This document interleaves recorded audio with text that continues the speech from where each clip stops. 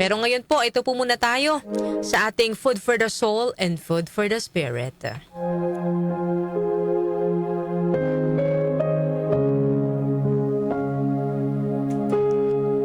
Isang madasaling lalaki ang minsang natanong, ano ba ang nakukuha mo sa palaging pagdarasal sa Diyos?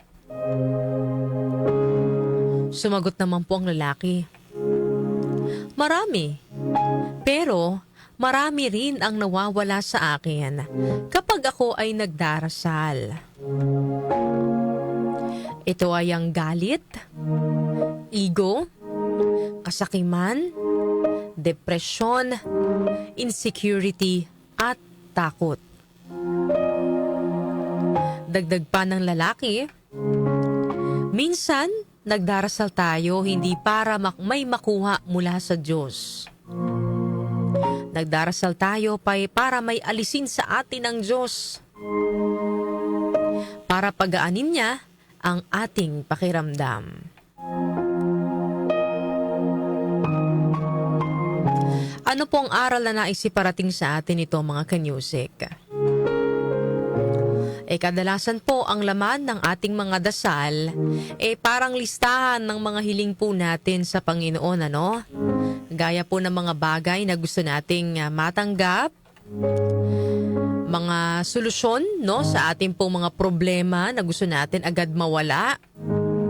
Sa sobrang tutok po natin sa mga hiling natin, minsan hindi po natin napapansin yung tahimik na pagkilos po ng Diyos sa ating buhay.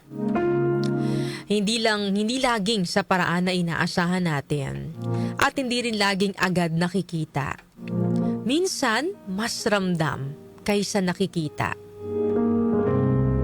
Hindi po natin agad napapansin na unti-unti palang gumagaan ang loob natin. Yung mga bagay na dati ay nakakapagpabigat sa dibdib natin, hindi na po gaano kabigat dalhin. Yung mga sitwasyon na dati ay nagdudulot po sa atin ng matinding stress, unti-unting nawawala na po ng epekto sa atin. Yung mga tao o bagay na hindi talaga para sa atin, na kung ipinilit lang natin ay mas magdudulot ng sakit kaysa po sa saya, kusa rin pong inaalis ng Panginoon sa ating buhay. Minsan, ang sagot po ng Diyos sa ating mga hiling ay hindi eksaktong sa mismong hiling natin.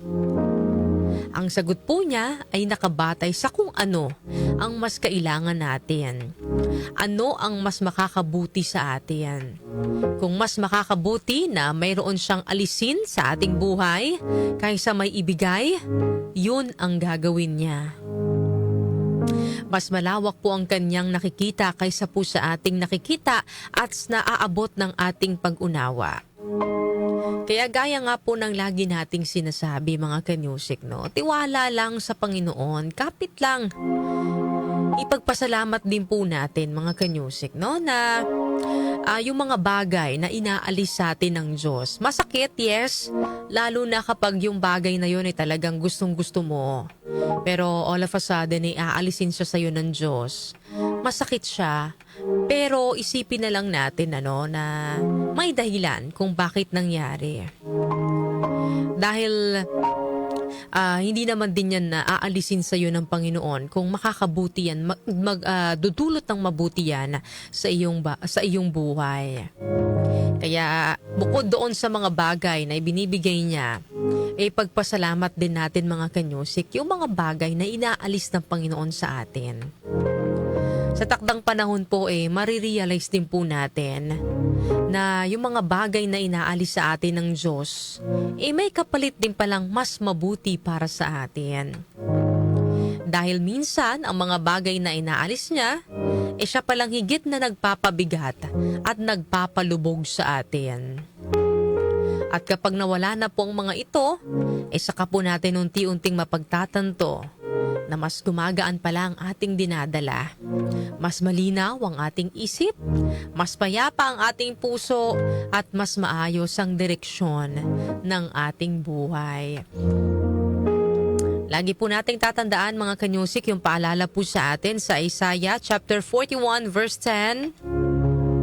So do not fear, for I am with you. Do not be dismayed, for I am your God. I will strengthen you and help you. I will uphold you with my righteous right hand. Lagi pong nasa tabi natin ang Diyos, mga kanyusik. Wala tayong dapat ikatakot. Gagabayan, tutulungan at palalakasin niya po tayo. Kaya tiwala lang sa Panginoon. Dahil lahat ng sagot niya sa ating dasal, yan po ay tiyak na makakabuti para po sa atin. Yan po ang ating Food for the Soul and Food for the Spirit ngayong araw po ng Martes.